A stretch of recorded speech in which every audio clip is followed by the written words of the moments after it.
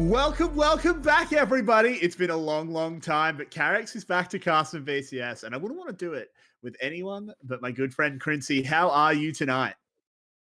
I'm good. React and Blush is doing all right, and it's just to celebrate the return of the king that we will have this series, great series of Team Secret against Team Wales. Team Secret just now, in their jealous eyes, that Team Flash just now won their series against Box Esports, and of course, they just want to keep up the pace, right? And get the upset win against Team Wales, who of course have a very stellar split for themselves to show, and are challenging them for the series with their reigning VCS champion in B within the lineups. For sure. Team Wales is a team that came into the split with a lot of hype. They didn't necessarily live up to all of it, but they have had a decent run. No question about that. Team Secret got off to a really rough start, but they have rallied recently. And you made a comment about their new jungler while we were in the break. Do you want to repeat that on the broadcast? What was it again? He I was. don't remember You said. genuinely. You said he was rookie of the split already in your mind. Oh yeah, Kiang. Yeah, Yeah. definitely a great player to watch. And I mean, first of all, we had our doubts about him. So yeah, he definitely proved us wrong in the later games.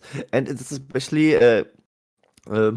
resounding because they did play with Kratos in the recent times. A top laner that didn't really look all too good, if I'm completely honest. But I mean, I just gotta say, those are rookies. I mean, we don't expect them to start their first series and just instantly play like Yoshino, play like Kiaya, play like Hasmet, or along those lines. So let's give him another chance. For sure. Well, maybe this split we don't want too many people playing like Husband. But anyway, going into this one, I think do we agree that Wales is probably the favorite here?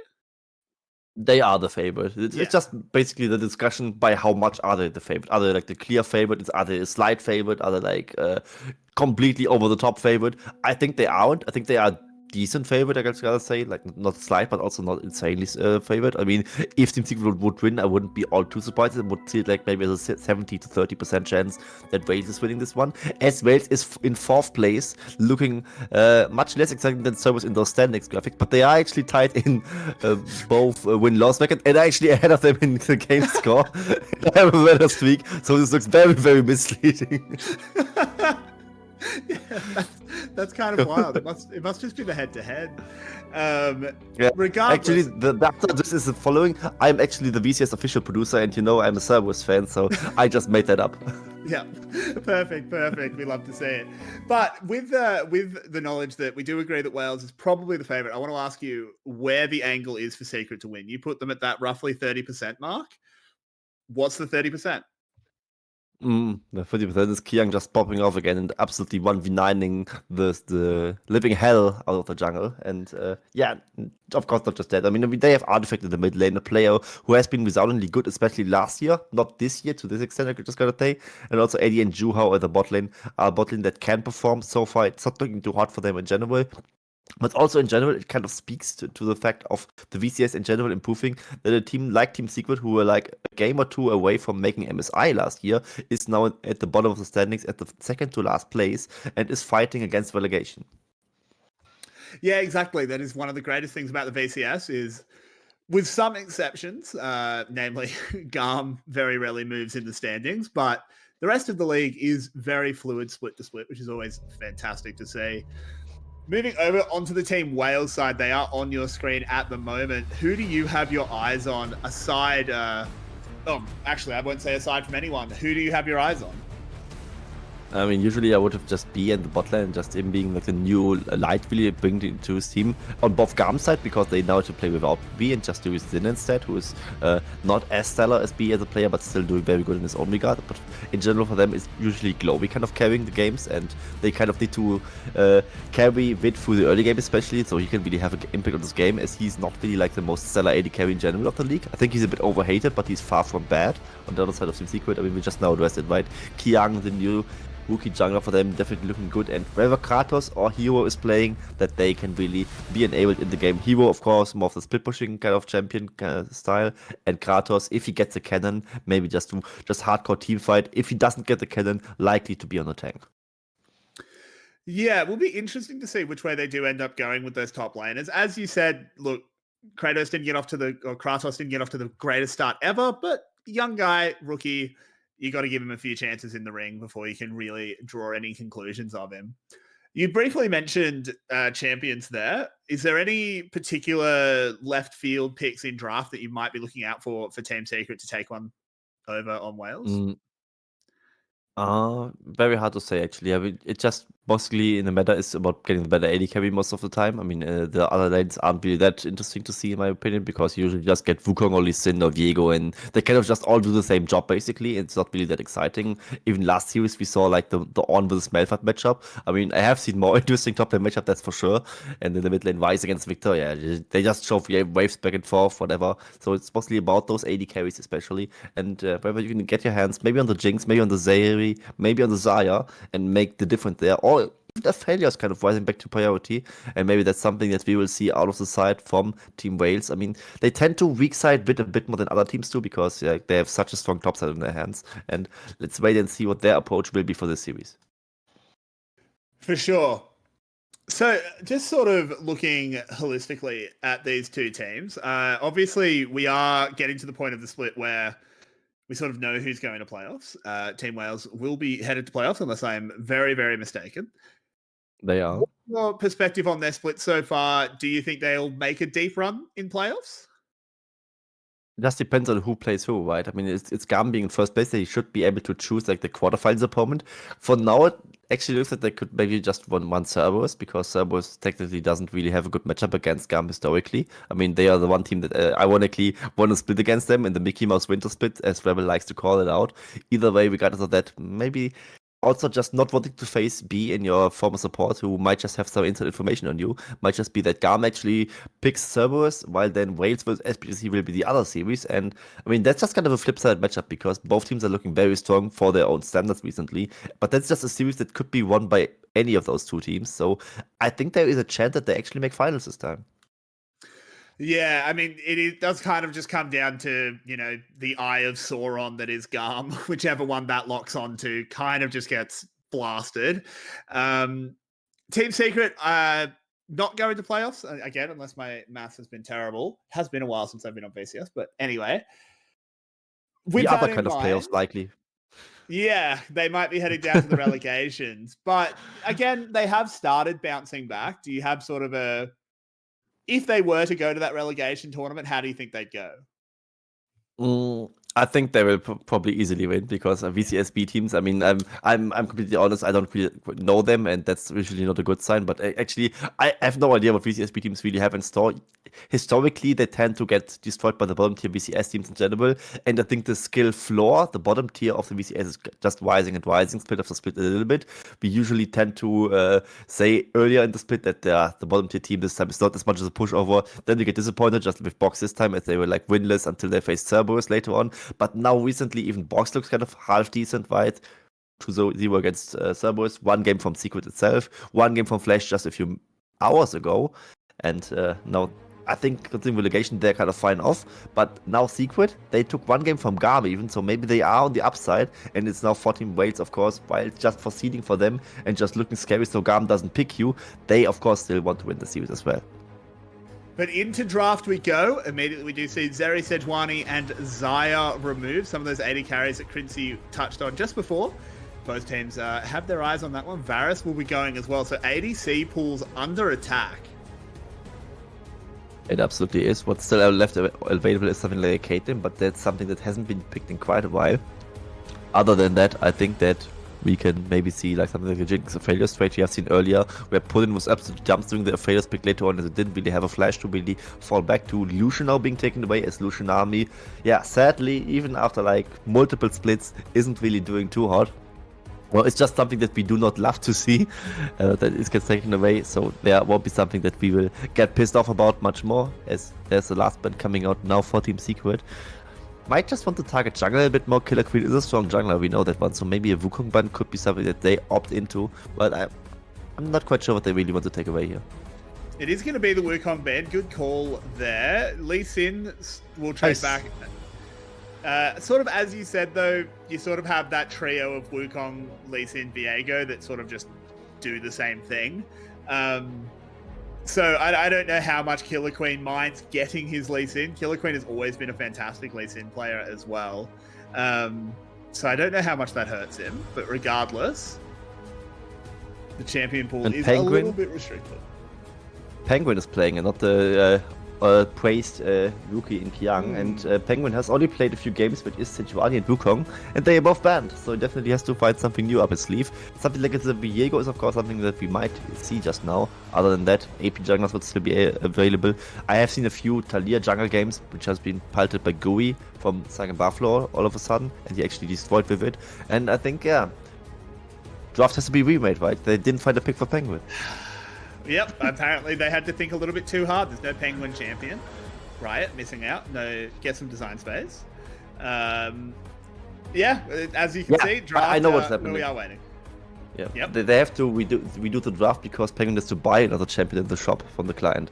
So he's having his blue essence or maybe Riot points to just get Viego in quickly so he can log in the Viego for the series. Yeah, he's first timing it. He's expensive. Okay. Yeah, he's like 6,300. Must be. He's only 2 years old. Yeah. And they take ages to get a cheaper price. So maybe like half a decade or something. So definitely something that Penguin has to watch out for. While we're filling time, Princey, I have a question for you. We're both long-time League players. What champion is the oldest one that you still consider a new champion? That's a good question, actually. From the top of my head, would it be something like Viego is pretty new? Yone is new to me as well. I think it's around Yone by now. So it's like 3 years. Like the last 3 years champion are like new champions. Other than that, I don't call them like old champions, but they're like the middle-aged champion, like the middle-aged man, you know? Not from the middle age. Yeah, mine is like Lilia. Lilia is my new champion. She's around as old as Yone as well. Like she came out one before Yone, I think, because I think she was one after Set, and I've played so much Set that I can't think of him as new because I have like Set is not a new champion anymore. Yeah, that's impressive. That's more than I have on Yorick. Another question, while we are just filling time because we are waiting for draft, who was the first champion that came out when you started playing? Diana. I remember the login screen. There's also a very good soundtrack in the login screen back then, because back then they had like individual login screens with individual soundtracks. They kind of have them for most champions anyway, but they don't really feature them as much, which is very sad in my opinion. I agree. Some of the themes are really, really good. Kindred's theme is fantastic.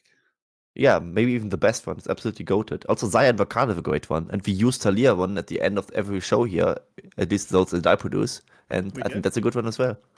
Yeah, some of them are really good. I miss the old... I mean, I say I miss the old client. It's not true. I do not miss the old client, but I miss the old login screens.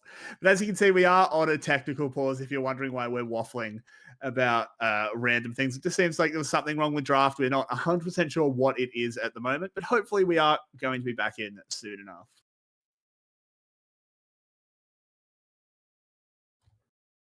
But, Quincy.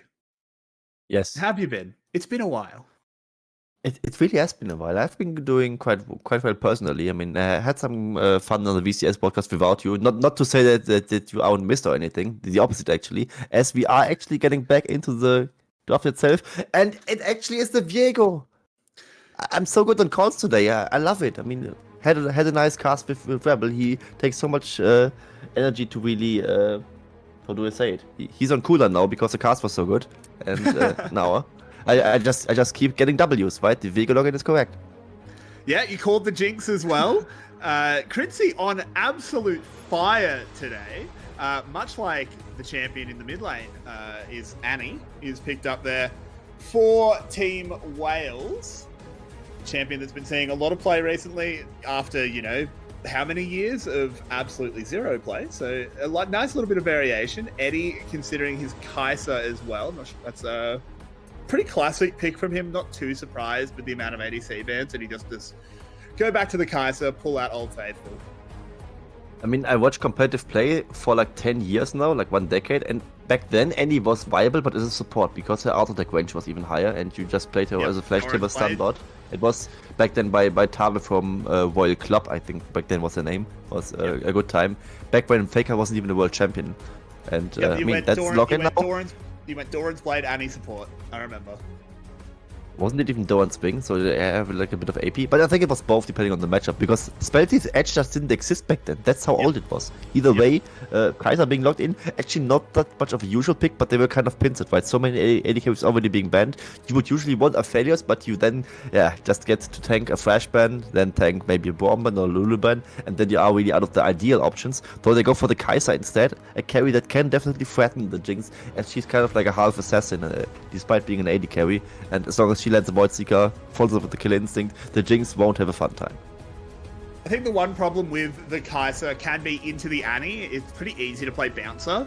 You just kind of stand on top of your Jinx with a stun primed. As soon as the Kaiser comes in, she's just going to eat a stun. And by the time she comes out of that stun, she's probably dead. So a little bit of pressure on Eddie to time his engages super well, as it is hero in as well. That's another one we were questioning, and he is going to have access to that cannon.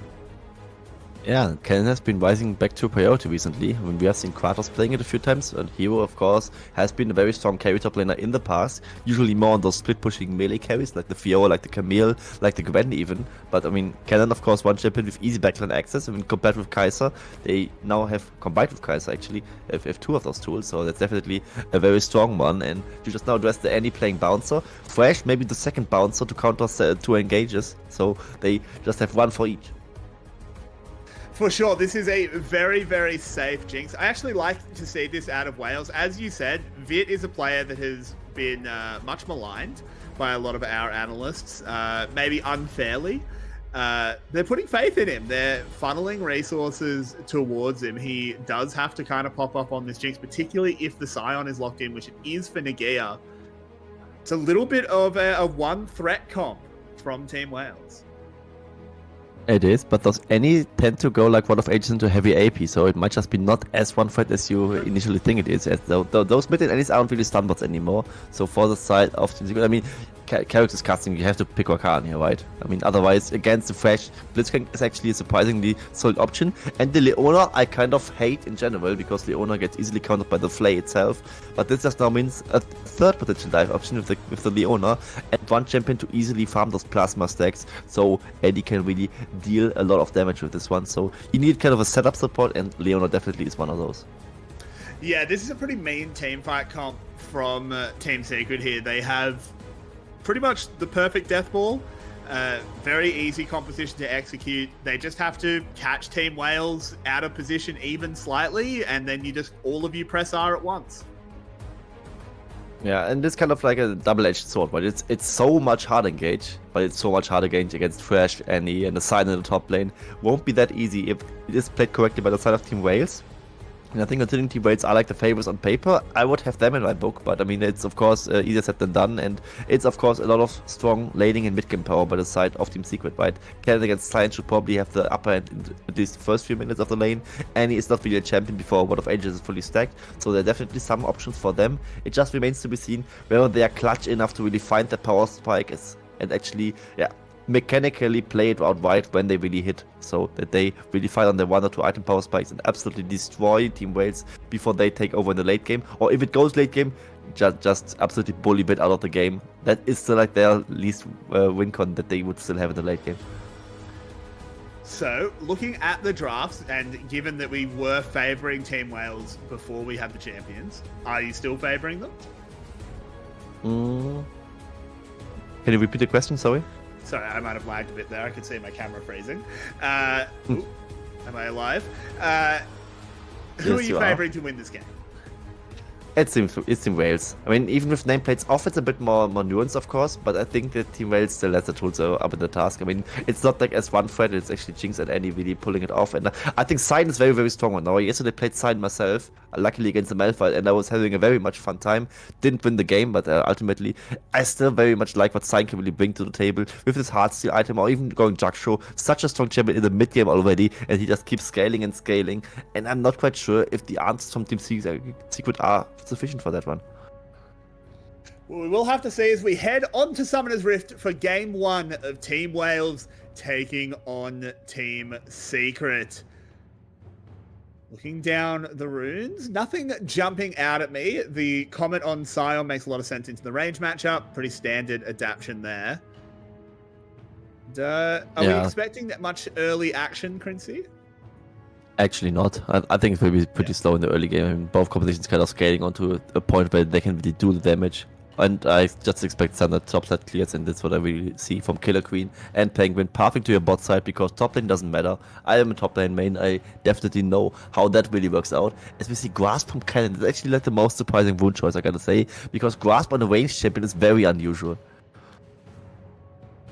Yeah, he will be able to get a lot of stacks against Nagea, of course. Not a huge amount the Scion can really do to stop the little rat coming up and just autoing him whenever he wants.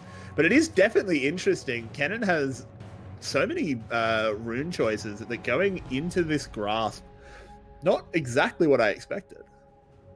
Yeah, same. And it's just something also very currently for Cannon, because with the Doran's changes, you could actually start Doran's Swing, because if you are on the mana champion, you definitely get a compensation for that, as Doran's Blade now is no longer the thing you have to take, but of course you can still take it. I mean, the auto attack is definitely hurting the Scion, as for now, as we see in the CS, right? 10 versus 2. Of course, with the wave being pushed in, it will be equalized to some extent, but definitely annoying the side of Nagea a little bit, and getting him lower in the matchup. And also one important thing against the Cannon might be exhaust for set of B. This summoner spell alone can ruin Cannon's day massively, so they definitely need to work around that timer. Yeah, this is something that Your Way has repeatedly stressed whenever we've seen cannons in the past in the VCS, is if you don't run exhaust against cannon, you are trolling because of how effective it is. So I'm glad my German co-casters are in agreement. I hate to see any discord being sowed in that camp. I just said it for you, right? Just so he's happy. And well, I actually agree with him in that regard. I mean, Cannon versus Across just so unplayable, right? I mean, either way, this doesn't mean the champion is useless, because, I mean, everyone could just see the Cannon to just pick Exhaust, but it's just one more cooldown to really work around. And, I mean, the Slicing Milestone cooldown isn't as high as the Exhaust cooldown, so there's that, of course. There's at least something to consider on the side of the Whales, so the Cannon just doesn't get the free backline access, which he shouldn't get anyway, right? I mean, B is there to protect Vid, and in those fair front-to-back teamfights, the Jinx should have the upper hand against the Kai'Sa and the Cannon every single time. Yeah, both junglers, they do know where each other are. Killer Queen is trying to find a flank. He might have actually dodged around the vision, but there's no dive really to go here, so he's just going to recall. Viego up on the top side, picking up a Scuttle Crab. No real opportunity for a dive onto the Scion either. So as predicted, Quincy, it will just be full clears, no early action, just lovely bits of farm. Yeah, full clear into full clear, just doing the meta. Yeah, should have just picked Bazaar instead, to have like a bit more agency on that one. Just kidding, of course, just pick actual junglers, please.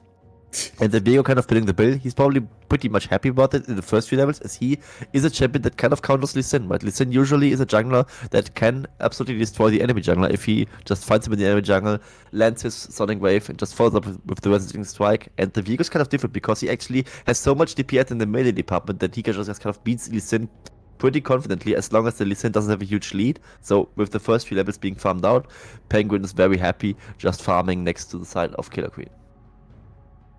Yep, so he has wrapped his clear up a little bit slower than Killer Queen. Actually, no, it was about the same. Killer Queen just back to camp early, as then we'll go back, should have rough item parity.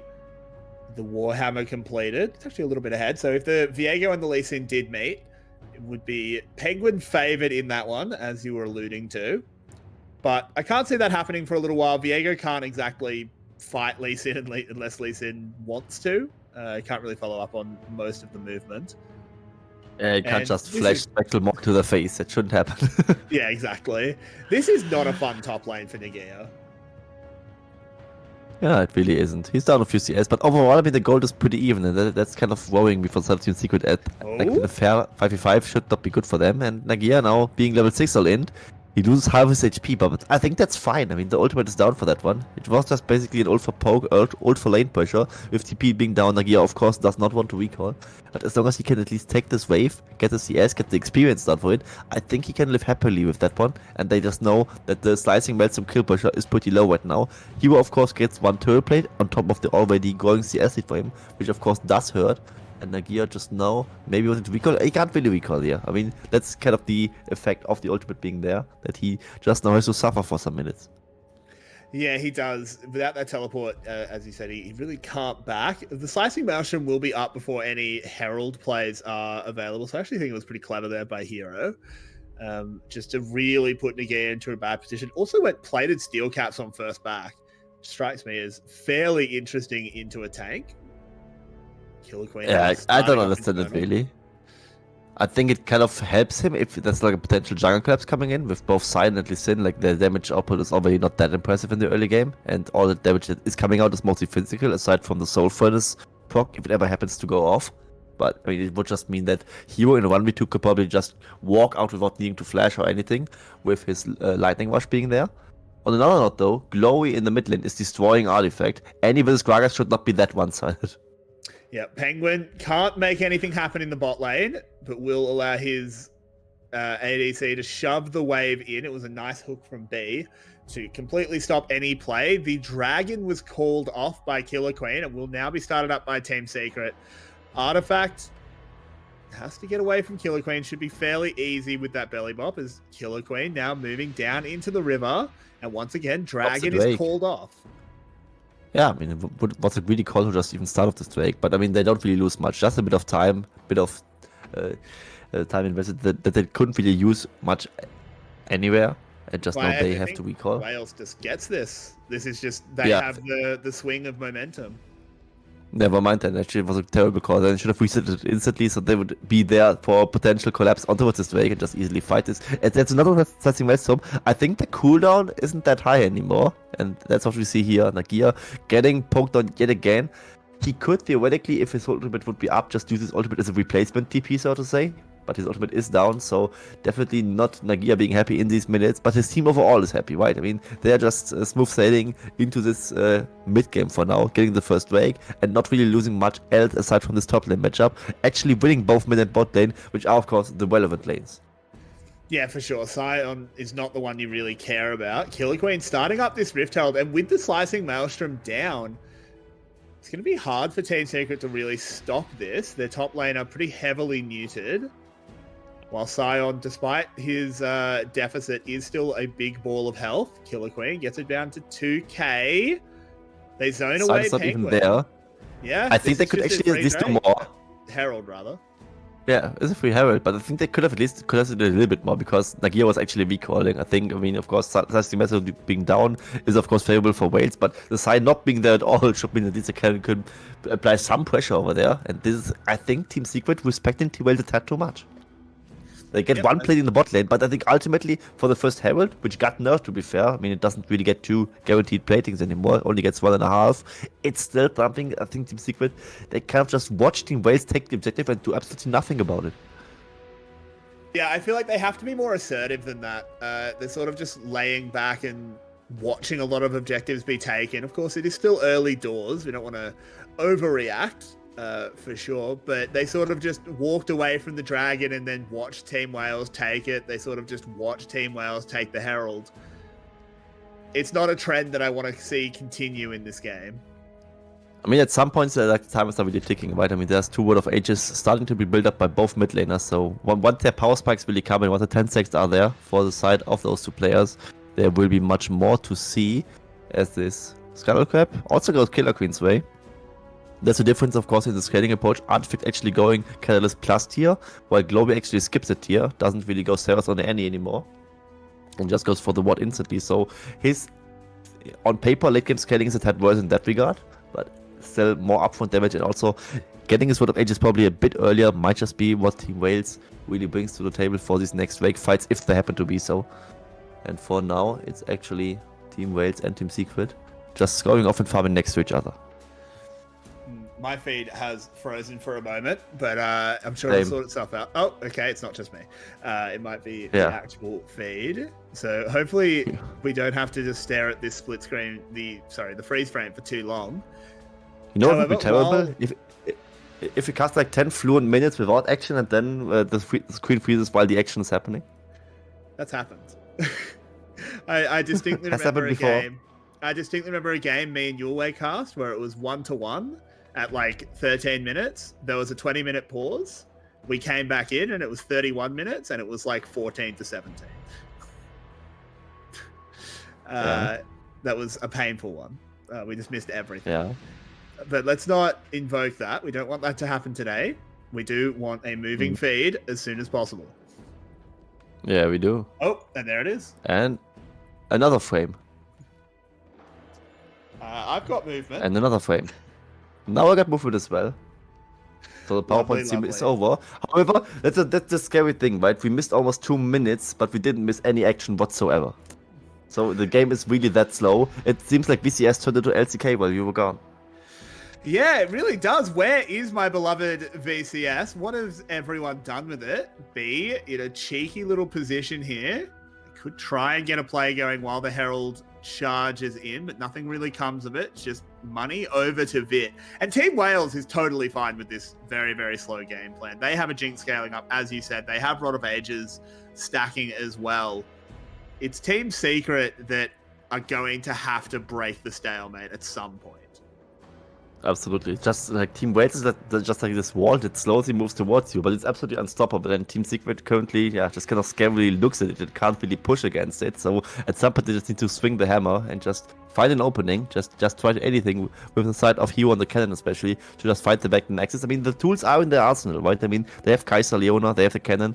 Even like Viego with a Heartbreaker, I mean, could just go for a reset city here if they actually get like 1 kill rolling. Maybe even just fight it front to back and just still blow up a frontline member. I mean, the Sign probably not as much as maybe the Lee Sin or the Thresh. That could be a target of that choice and could just work out this way. But if they just don't do anything against Team Wales will just slowly but surely pull ahead of this game. And as soon as the Word of Ages really spikes for any and the next waves are coming around, they will just easily win the game and maybe force a fight that will be even worse for Team Secret to really take.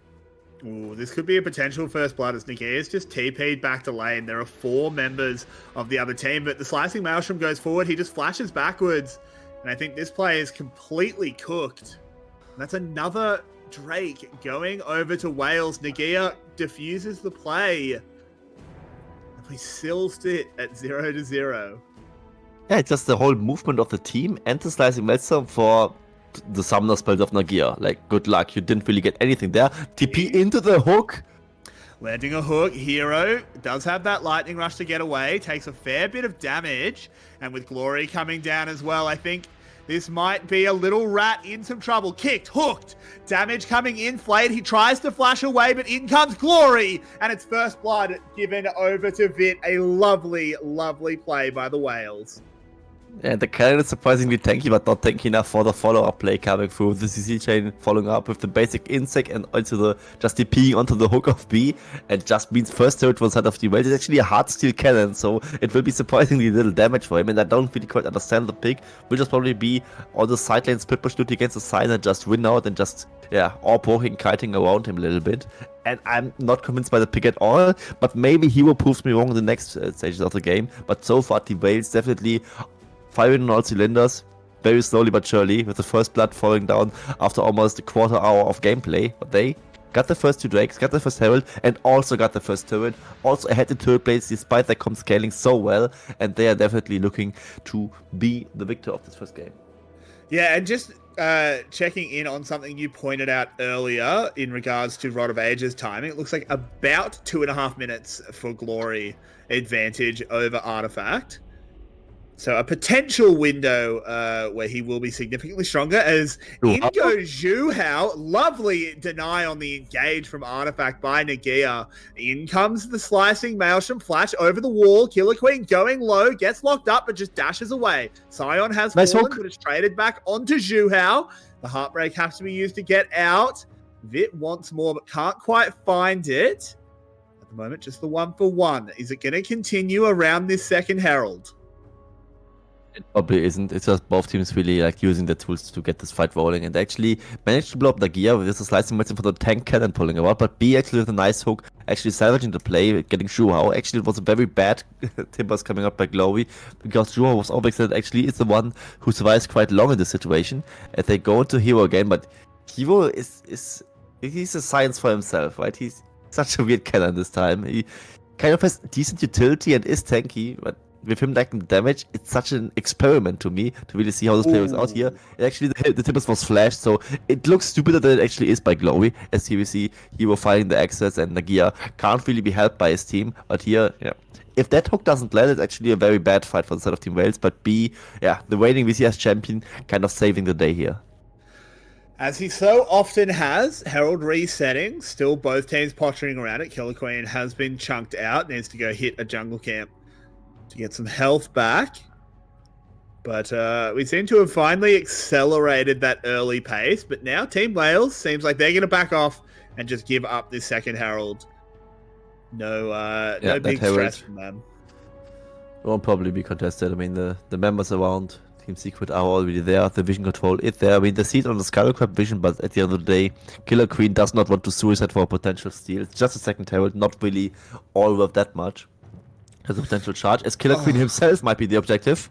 Yeah, he's in a lot of trouble as he is just destroyed. Mustn't have had a ward to go over the wall. Actually, his trinket was off cooldown, but maybe it wasn't before he died. I wasn't tracking it perfectly, but did not get the ward hop out. He will die. His ward hop itself was a cooldown. Yeah, he ward hopped and then he was still below the wall, so he could just easily be pinned down, especially with his flash being down. So unfortunate timing by Killer Queen, and it's the Herald take as well as Killer Queen himself. So Team Secret at this current pace definitely, at least a bit better in their own waters. And Team Wales to some extent dropping the ball. I think the stab from Killer Queen was very unnecessary. He knew the whole team was around the Swift Herald area, and he just goes for the Gromp. Might have better sacrificed this one, and it's a kill on towards Penguin. Here we see again how it played out. Yeah, he just goes for the Gromp, and I think he ward hopped just beforehand. Let's wait and see. Everything now was he sees a a little cavalry bit being there. ugly. Yeah, he used the W just for the shield. Yeah, why does he do this? I mean, he could maybe place the ward southwest behind the wall and then ward up over the wall, and then he would be fine. But it didn't quite click in his brain in time, which is unfortunate, of course. Can happen. It can. Mistakes do happen, even to the best of us. We bandy around this mid lane, a teleport in from Hero. It's Dragon on the table, and I don't think Team Secret want to allow Wales to have soul points. Absolutely not. But the current map control is favoring Team Wales on this one. They have the entrances covered, but the Herald is on the other side, so it can be used by Team Secret to have like a distraction play going around. You probably can't just easily defend this Herald push without giving away your positioning a little bit, and this is what we see right now. They defend the Herald charge, one charge goes off, which is like to be expected. You can't really prevent the first one. All that well unless you're very far ahead. As another hook lands. Hook comes in, they slam Hero into the team. He presses the slicing maelstrom, but it does a whole lot of nothing. They trade back onto the Scion. As you said, another hook. B looking absolutely crispy. Penguin on the run, taking down very low, charging up a Spectral Maw, thinking about it, but doesn't go for anything. Team Wales have the numbers advantage around this third Drake. And then now I wonder why they aren't really going for the Drake. They're very, very cautiously. They're just not really trying to go for anything here. SB was absolutely carrying this fight with his hooks both times, actually landing the target and just managing force Hero to ult in a place where he doesn't really want to ult, so he could just get kited out. It was actually Nagia later on sacrificing his life as we see the play again. Here the hook lands onto Hero, and they grab him in and actually kick him in, and it's actually kind of dangerous to have him ulting away into Vet, but it's not the full AP cannon. He can actually be tanked quite well here. The front to back fight starts. It's not favorable for Team Secret whatsoever. Them actually getting Nagia and only trading Zhuhao is kind of fine for them, which is going to say actually commandable. And now they are getting the first move on towards this Drake. Not quite sure why Team Wales didn't really try more about this area. They are just now posting around Baron, but they can't do the Baron on spawn. The damage for them is way too little. Yeah, no, they really can't do... They're going to try it. They're going to get spotted by Hero, though. He just throws a ward over the wall. And surely Team Wales has to back off. Yeah, I mean, surely they will. Either way, they just now start off. I mean, Timbers would be something that could tank a Baron, but Timbers is not even up yet, first of all, and Team Secret has all the time in the world to just reposition around it. And I think this is a very huge oversight by the side of Team Wales, that they just give this Drake up for free. They had the winning fight earlier, remember? And Team Secret getting this one onto their backs, definitely something that they can work with. Also, Mountain Drake, one of the better Drakes individually, especially against something like the one-shot potential of an Annie. It can just make the difference between you barely surviving and barely not surviving. So this one is definitely an oversight for me. As well as also Hero taking this one turret in the side lane just now, and no direct response from Team Wales, who should be stronger right now. They absolutely should be. They are in this period of time where Annie's Rod of Ages is complete, while Gragas's is not. So, in theory, a significant power differential, at least in this mid lane. But they're really not seeming to be able to do anything with it. I agree with you, Crincy. This is a bit of a mid-game fumble here for Team Wales. Anything, right? I mean, the Annie just now being fully stacked on the Rod of Ages, but the Gragas isn't, and it's just a 2-minute time window where they can probably punish here. I mean, you get a full level when the Rod of Ages is fully completed. I think the last time you casted Rod of Ages wasn't in the game yet, or anymore, depending on where you're really looking from. And this item is absolutely strong when you really have this 10 stack right now. You also see that Glowy is a full level ahead all of a sudden. This is due to this Rod of Ages passive itself, and they are strong right now. They should force things right now. They actually had one fight earlier, and I'm kind of angry about them that they didn't really get the third drake. It would have been soul point for them, and it would be such a force every 5 minutes to just threaten Team Secret with this Mountain Soul. They tried to look for something onto Eddie, but didn't end up working out. You do see Vit is already pumping out huge amounts of damage on this Jinx. 2 items completed. B goes fishing, doesn't find anything today. As we continue just shoving waves into each other, both mid lane towers still standing, so the map is fairly choked off for both teams. It is, and they actually have Cannon and Sightlane, so it is a 5v4 push right now. Sort of, they're not hitting anybody, so it will be a push for them. And the fight begins. They go, another hook out of B, fantastic stuff. Vit finished it off, and another one! As they go forward, they can't quite find the damage onto Penguin, but my word, B, he is so good. And he would TP for this point without really finding a flank angle, so it's a disaster for Team Secret. I just gotta say it, as the mid-lane tier 1 turret is falling, and Team Wales now still with the upper hand here, having 1 member more on the map, and now at least some more power spikes are in. They just now go for the Baron, and now the damage for them is a bit higher. It's almost 3 items for the side of Vit. They could possibly at least like force a reaction of Team Secret and maybe just go for another fight. I mean, if B keeps landing those hooks, why not? Throws out the hook there. That one does finally miss. Baron on about half health, but is stacking up damage and debuffs on Team Wales, so they are just going to back off. Yeah, and they use the TP in the mid lane to ensure that their own mid lane tier 1 turret is not falling down. So Team Wales just now, I think they might have just given away this one Drake because they just assume that they will outscale so hard in the 5v5, and they are just confident enough in Vit's ability, which is something we are of course liking to see, that they give confidence to the doubted player of the team in the Jinx from B. From Vit, so to say, to really play these team fights out. He's not on the Ability Edge second item power spike, which is something that you can go now, because you only need 40% crit chance to really have this extra damage popping out. He will just go for that one at the third item, which is of course something that's very fine to do. We see Navorio and Eddie, which is a better power spike right now, but for the 3 item power spike, which will be hit sooner by the side of Vit, I think they're happy the way the 5v5s are really going, and we just now saw the cannon doesn't really commit much to a threat right here. Using this TP, not finishing off the bot lane tier 1 turret either, and Team Secret looked a bit indecisive in this situation. Yeah, I agree. I think indecision has sort of been a feature of this game on both sides, if I'm completely honest. Team Wales has been a victim of it as well, but at the moment they do have full control over the Baron side of the river. Just a few wards sprinkled in, a nice control ward in that river entrance brush. Should be able to find any shenanigans going on from Wales, but at the moment, it is just honest lane shoving. And actually, I need to correct myself, because Vit didn't go Infinity Edge as the third item. He actually went for Lord Dominic's Regards. Might be the adaptation actually in seeing this very HP-intensive cannon item build to really just shred through him, all the better. Just not having as much damage to squishies, but more to the tankier members, as, Cannon gets a bit tanky this time, Gragas as well, Leona also much so, and even Penguin if he goes to Divine Sunwer build. And this is Vit forcing to cleanse. Yeah, there is a collapse coming in. The hook doesn't quite land, so Killer Queen goes down, traded for Hero. That does get Jinx excited, though. Doing a lot of damage. Heartbreak away. Artifact is able to wobble away as well. The Rocket doing a lot of damage from Vit. But without a jungler, it might be a little bit too risky to do this Dragon.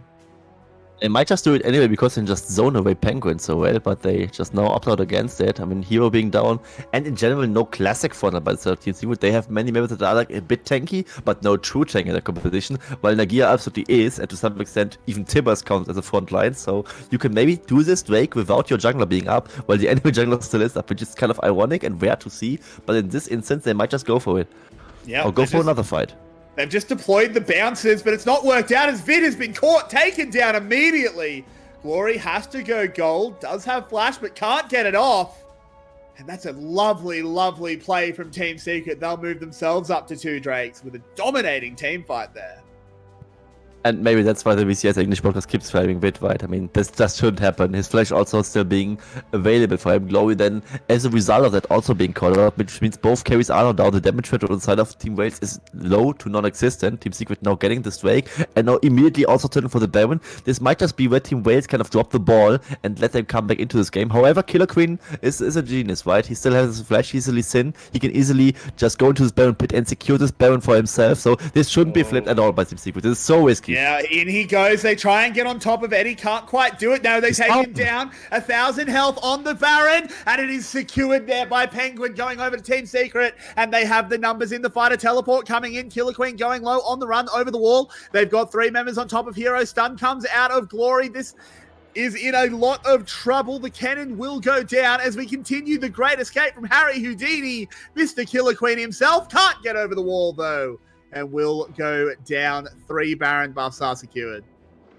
I hate it. I absolutely hate it. I mean, this team Secret going for a bad play and still getting rewarded for it. It's actually win the smite duel with Killer Queen just going outside of the Baron pit to just finish off Eddie, which is fine in itself, but he didn't really have the tools to get back in there, and maybe not even having the vision over it, as the rest of his team wasn't really around for the fight at that moment. But the fight itself actually going Wales' way, winning it 2-for-1. But 2-for-1 when you drop the Baron is not enough. You need to win those fights harder to justify getting over the Baron to the enemy team. And just now you see it. Penguin very juiced up in this game. The Heartsteel Cannon, I mean, it kind of looks like a troll pick, but in this regard, it can be a great zoning tool. It actually just theoretically infinitely scales as well as the Scion does, so you don't need to underestimate it all too much. It's supposed that it actually will deal quite some damage as well with this Demonic Embrace build, kind of now running out the competition, just having this permanent burn being there and still being very, very tanky. And of course, James Bond, Artifact 007 on the Gragas, also being very strong right now, both in damage and also being in utility and tankiness output. He just kind of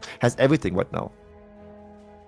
Yeah, he's been playing really well just as a disengage bot, has been making it very hard for Team Wales to follow up on their engages. You're seeing Tibbers going in and then sort of the follow-up just being a little bit rejected by the barrel, which is exactly what you want to see Artifact doing. Hero, as you said, scoreline is looking ugly, but he is still very strong in the side lane up against a Scion. In goes the Leona ult, there's the barrel, and bang, down goes B. Yeah. B goes down, the front to back not really findable there. It's just Team Secret being too strong with this Baron and power minions, with the engage just being there, and yeah, B can of course tank for a while, but there's nobody really to return the fire at this moment. Hero being in the side lane, pressuring the gear off, and this might just be another turret for them. He doesn't even have the Baron buff, it's still enough to just easily force down the turret. I mean, both being tanky means that the ranged champion can just mount on the turret and ignore the other tank, and this might just be another inner turret in the mid lane as well. Team World is absolutely swimming right now. Yeah, and Team Secret has now taken a gold lead. This is not what we expected after how the early game went. Nagia walking Hero down, but I don't think he can really do anything as soon as that Lightning Rush is coming back up. It is a wet noodle fight in the side lane. The way it was meant to be played, tank v tank. You love to see it, Crincy. I hate to see it, man. I really hate to see it. I mean, the tank cannon, it just looks so goofy, right? And I just am within the mind of Nagia. Just looks, it hurts to see, right? Just seeing this little hamster, you can't really kill him, but you can absolutely kill your turret, and then maybe even you if you just follow on for a bit longer. And there's Zona's Hourglass, the next item complete for the side of Hero on the cannon. So eventually he will just become an AP threat, regardless of the heart still being there. And the Heartsteel damage itself is also like relevant, so it's still like enough damage to really threaten the backline. Not enough to one-shot them or anything, or just deal them in one combo, but still enough to just be annoying enough to really delay those excitements for the Jinx. And this might just be what really swings these front-to-back teamfights in their favor at the end of the day. where they can really just fight it like this. Deathcap not completed by the side of Glory, and they just might find the Team intertrack. Secret, And the hook comes out. lovely hook out of B. They faked who they were going for, went straight onto Artifact, and Vit will pick up that kill. Good. Genius mode by B, I just gotta say. Just randomly getting this pick on towards Artifact, who isn't even that squishy anymore. And they just go for more, go for this side ultimate play. And Nagia maybe even taking the turret for the minion wave, so the minion wave can still be there, so the damage is included. It dies there, but it's still enough to take the turret itself. It might just be the inhibitor, but it won't be the inhibitor. It will just be this one turret. But this small play, it's just one turret, very deep down, one kill. It's just B difference, I just gotta say it. Yeah, it absolutely is the B difference. Why we praise this man so much all throughout his time on GARM and now over on Team Wales. This will also be the third Drake secured for Team Wales, unless something absolutely insane happens. It does not. They move to Soul Point. And I have to say, Vit with a Mountain Soul, Hero's build choice at that point is looking a little bit foolish. It absolutely does. And speaking of item build choice, I mean, the finish will be... Vit has to burn the cleanse. Now he needs to kite away from Penguin. The Spectral Maw misses, so he's able to do it. Oh, no! Disaster has struck. They've just lost 3 members out of nowhere. They might just lost the game or not. That's what it is. I was so surprised by this huge damage coming out by the unstoppable onslaught by the side of Nagia's sign. Jaksho Sunfire definitely helping on that one. And B just disengaging the play yet again, actually missing his flame, but it was still enough to get the cavalry rolling. And this fight alone just maybe loses the game for Team Secret. It was actually in their favor for those last few minutes. And B just finding this one pick, getting them another turret, another kill, another Drake. And this forced the hand of Team Secret to some extent. And seriously again, how Nagia really plays it out. Shout out to the observers on the Vietnamese side of things. TP flank also. Viego dying without getting any reset going. And Vit, now excited, is very, very strong. So they can't really play it out. But Vit is down. Alive, and Vit has gone down. Hero assassinating him. Ooh, missed time on the hook there from B. Hero will get hunted down, but trades for the ADC, which actually stops any potential turret play. So that is a worthy death. Death, we usually say in sign games, right? So definitely worth to get Vit out of this. And they are also in a bad position considering the Baron just now spawned. And the members of the Secret are there. This is a long walk to the side of Team Wales. TP would be up for the side of Nagia, but they might just give up the Baron. Yeah, I think this is just gone. They can't get there in time. Team Secret is going to get their second Baron. And Crincy, this game has become a little bit disgusting. It absolutely has. I mean, it's just both teams supposed to win or supposed to lose a bit. Why is he so low in the first place? Why is he half HP when really hitting the turret? And just being in a position to just get flash ulted by the side of Hero is absolutely disgusting. I mean, also he had his own flash up available. There should have been more disengaged reaction by the side of himself. And to some extent also we could maybe fault his team to not really peel him off probably from that play. Either way, this just now is a very expensive death. Getting them the Baron. And I mean, it won't translate to the next wave or anything.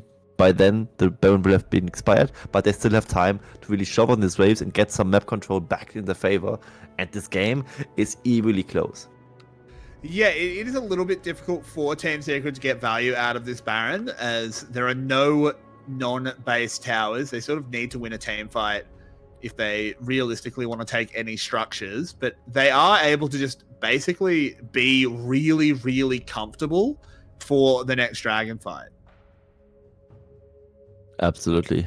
And this cannon is getting scarier and scarier, even with this item build. Just now opting for another tank item instead, just going for Wender's Omen as the 4th item, which is a very interesting choice. But I say interesting in that I don't mean it's like in a sugarcoated way to flame him. I'm very, very interested in how this really plays out, if he can be like both a damage threat and also being like so tanky that he prevents Vit from getting excited whatsoever in this fight. But Vit also in his own right? Also, one item away from being full build on the Jinx, peelable by the Fresh, is very, very scary. Deathcap now on the side of Glory. Also some magic penetration with the Blighting Jewel being in there means that he also is a very strong threat in these fights. One Flash Tibbers alone can also win them the game, so we definitely need to watch out for that one. But Eddie, of course, in his own right, he has the cleanse. He should be able to prevent further damage from happening if that happens. For sure, but the game on more of a knife's edge than I think either of us really expected at 35 minutes when we saw these compositions. It is only 2k gold between them at this stage in the game. That is pretty much meaningless. It's going to all be about positioning. It's going to all be about execution. 55 seconds now until a very, very important Drake. I think both teams are just going to play it slow, and they know that that is the next time they'll clash. Yeah, and it's not more affordable by the side of Team Wales to really give up this Mountain Drake. It is a potential soul if they take it, so Team Secret definitely wants to avoid this one. But Team Secret could maybe just get this Drake, Wales giving it up, and they just get positioning somewhere else on the map. I mean, of course, Baron wouldn't be available, as that is still in Team Secret's pockets right now. Maybe, however, I mean, you could just get them to the Baron, or the Mountain Drake as a bait, and just get a good inside track on the mid lane, and just easily get the inhibitor or something along those lines. Maybe even have a trap to where you cancel the bases and then just maybe go for like a base kind of play where Vit just absolutely mauls on the turrets. Could be something that they maybe look out for. But however, you really want to play out the soul. It is potentially your Drake to take, and Team Wales, I mean, they are fine with a flip, right? If they win it, they might just win the game out of that. And Killer Queen usually also is Baby Smite secure, and is only Sin. Hero is in the flank, but so is Artifact. But now Artifact goes back in. It's a very, very deep flank, but he's got that little rock from the mountain terrain that should shield his approach. He would have been spotted by the wards. They're just going to pull the trigger before he can come in. Juhao in some trouble, taking a lot of damage. Vit, you need to pay attention to Hero bearing down onto you. Eddie moves into the backside. There it is. 2 kills coming in for the Jinx. He goes into the GA. 2 kills back now for Team Secret, but Eddie is low. Up he gets a kill coming in. That's another one. He's got the quadra kill, and here comes Vit. He picks that up, goes down. No penta. But 2 members of Wales left alive. They've just got to cut through Hero. They do it. They ace. They soul.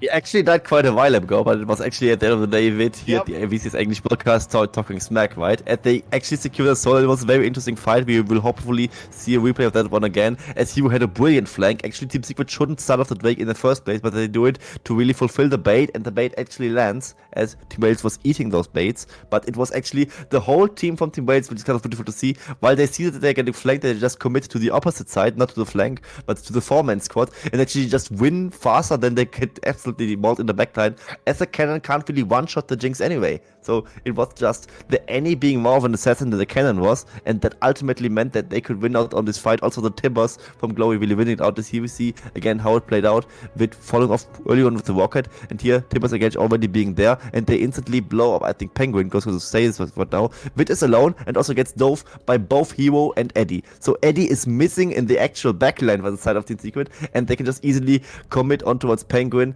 The Timbers still doing a lot of damage, also enraged because Glory died in this fight, and this just means Vit can hit for quite a while on towards the all targets from the side of Team Secret, and they can clean it up. Also Nagia is just waiting. He is a much more effective tank than the cannon is, so they can win out on this one, and this nets them the Mountain Soul.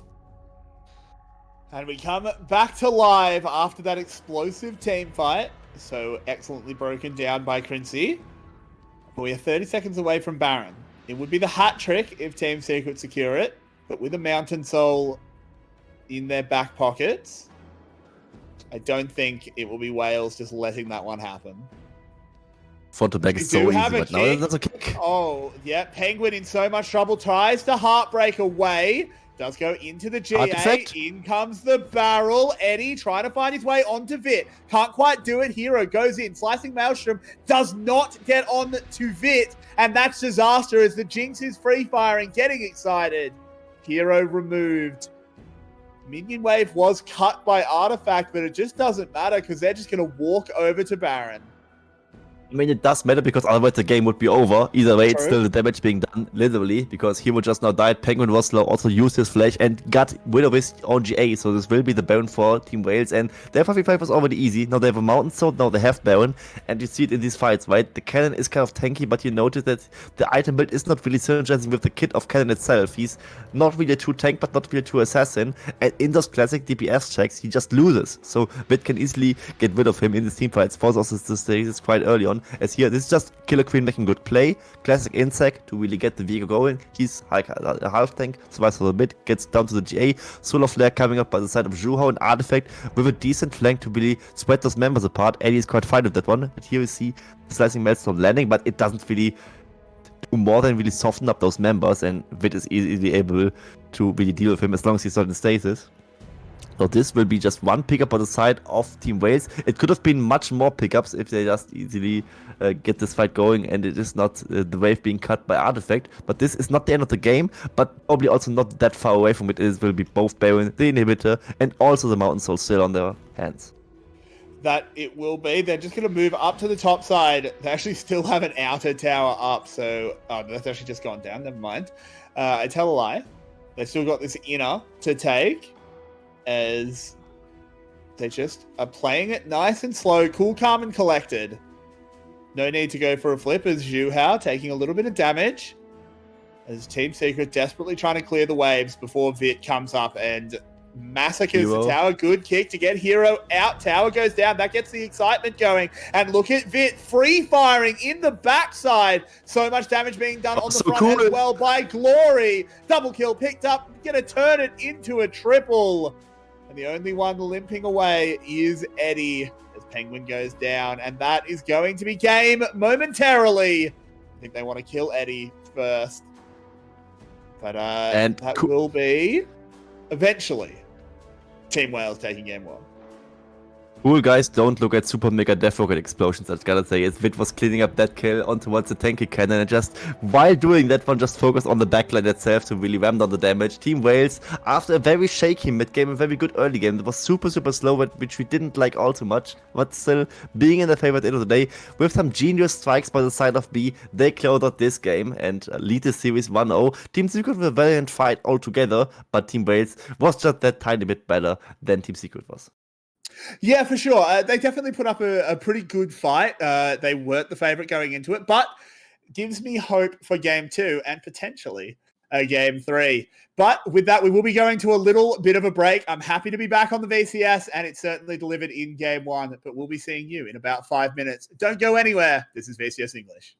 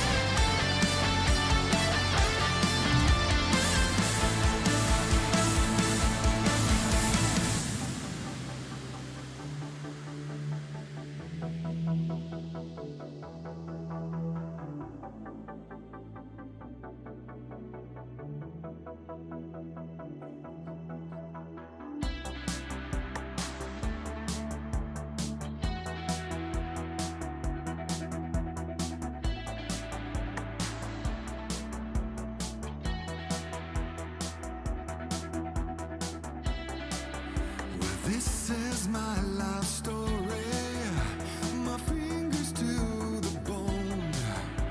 I'm running after glory. Oh yeah, I should have known. Should have known. Yeah, I should know by now.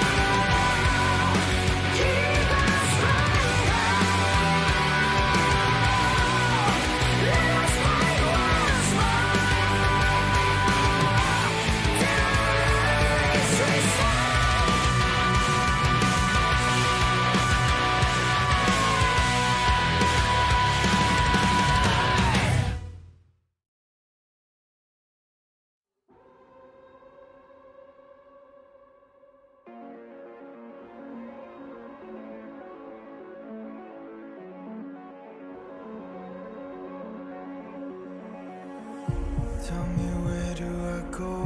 Tell me where do I take us?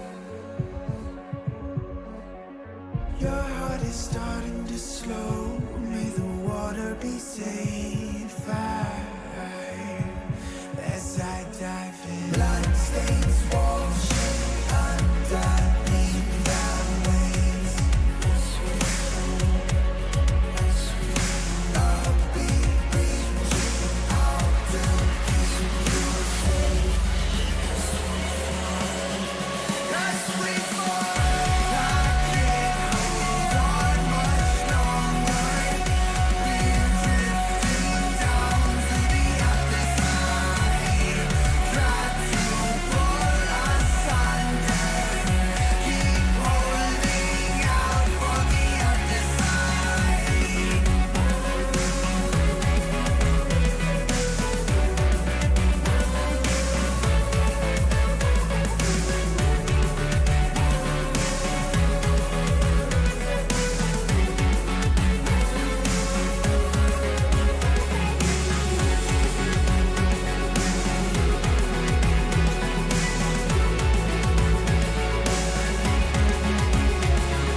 Tell me where do I go? Tell me where do I take? Where do I go? Tell me where do I take? Your heart is starting to slow. May the water be safe. Welcome back, everybody. It's game 2 of Team Wales taking on Team Secret. Team Wales did get over the line in game 1, but Team Secret put up an admirable fight. I'm once again joined by Quincy. And what was your take on that first game? It was a lot more exciting than I expected it to be, especially after that very boring mid to early game, which was, of course, a bit Team Wales favored. And they were like playing the more conventional team composition, right? There was no hard steel cannon on the side. Still the hard steel cannon on the side of Hero, who was getting torn apart quite a bit, especially in the chat, from what I've seen. But it wasn't that terrible, I gotta say. But it was also not something that was really like swinging into their favor. So let's wait and see if that would be played again by the side of Hero. And I just gotta say, if those miracle hooks from B weren't landing, I think this could have been Team Secret's game. So we might be in here for a very interesting series. We might be. And to make it even more interesting, I'm going to cast a little bit of a magic spell, Quincy. Because sometimes, I know you know a lot about the game. You're one of the smartest people I know, but sometimes we need a little bit more. So I'm going to cast a magic spell to create a new analyst. I'm going to summon another person. Can I get another analyst to just give me their take on game 2, if they're paying attention? Wake up.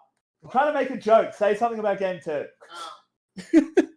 This didn't work. This didn't work at all because Marby wasn't paying attention. I'm sorry. Let I'm Barbie just gonna speak. move It's past. okay. We had a rare That's it. opportunity for a really good joke, but she decided to put her headphones in when I said not to. But it's okay. Moving on. Going into game 2. That's why Quincy. I'm here. Yep. Moving into game 2, Quincy. How does Secret fight back?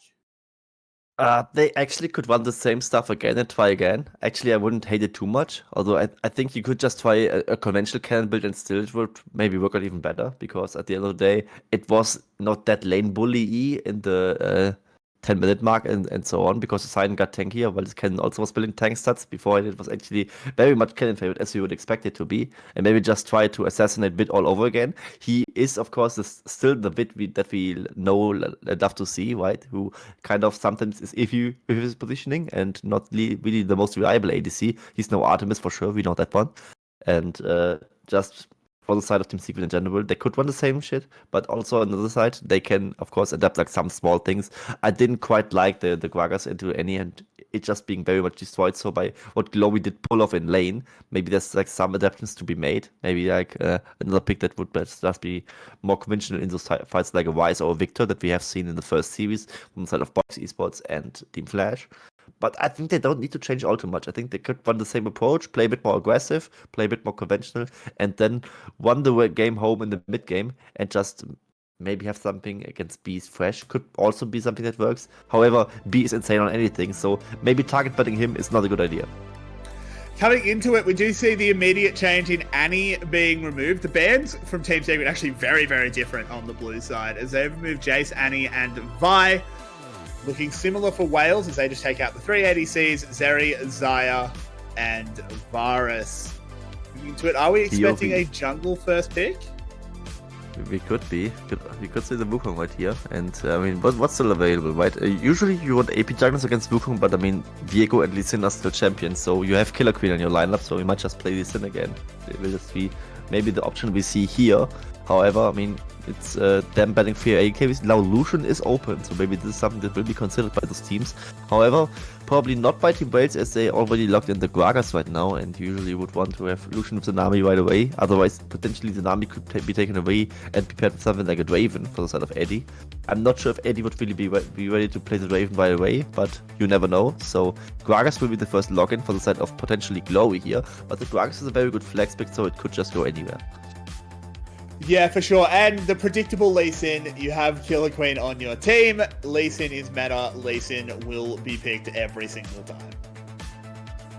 Yeah, will absolutely be. I would have loved the Gragas jungle as well against the Wukong, because those AP junglers are doing better against the Stone Skin than the AD junglers do, but it's the Killer Queen Lee Sin, but you can't really disrespect it. He just now played it, won the game on it, and I mean, this game he wasn't as stellar as he usually is on this Lee Sin. I mean, we also have seen more rougher times by the side of Luxury Esports, as Hero goes for the Cannon again, so now Team Wales is even more ready against the Cannon, so let's wait and see what their answer will be. They could just run in the Sign it again, and I mean, they are probably not too unhappy with the Cannon just going this hard steel item build yet again, and in general, it's something that they can deal with, so might just be the Sign again on their R3 rotation. And side of the secret, what they really do. I really don't like picking Cannon into Gragas. It's so easy to just yeet him out of your team. I'm not a fan of that one. As Ari also picked up the secret and the hover of the Malphite. It's a pickup that has been shown quite a bit of proficiency in the recent times, and Malphite is something that with a common item build can actually poke out the cannon in the lane, which seems a bit ironic, but definitely can happen. In general, however, it is on even skill probably not the matchup you really would like, as the cannon is AP and can just harass the Malphite from range. However, it seems to be like the lock-in for them, as we see the first bans. Eddie doesn't get to play the Kaiser he just now played. Wasn't that much of a threat in general, but now with more ADCs being taken away, a lot of agency goes down to the role, and I think Team Wales is very happy with that one, because they are usually not playing that much towards it. The first game just now was more of an exception to the rule for them, and they are probably just happy to pick a more weak-sided bot lane right here and just play towards another lane, as now even Silver gets taken away. An ADC that usually doesn't even get picked. This is so many ADC bans, it's absolutely propelling. Like, there's 5 ADC bans on red side alone, and there's still like some on blue side. Yeah, this is looking like a 7 ADC ban game, potentially. As I feel like you sort of have to ban Jinx. Because Wales gets first pick here. If you don't ban Jinx, they pick it. And then what are you playing into it? They pick Thresh. They could be repping a Draven. They actually could be, if it locks Jinx and you just go Draven, I actually think that's a pretty good turnaround. You could actually Lucian Nami, so actually Lucian's pretty smart right here, because if you just log into Nami, then they could pick Lucian and you wouldn't really have it anymore. But then of course you had Lucian without Nami on the other side, so it's kind of a double-edged sword. But probably that's something that Eddie could work with quite better. As now, what is Eddie really playing? I mean, he could pick Jinx without Thresh right now. He could pick Draven right now. I think he almost has to go Draven here, which seems very weird to say.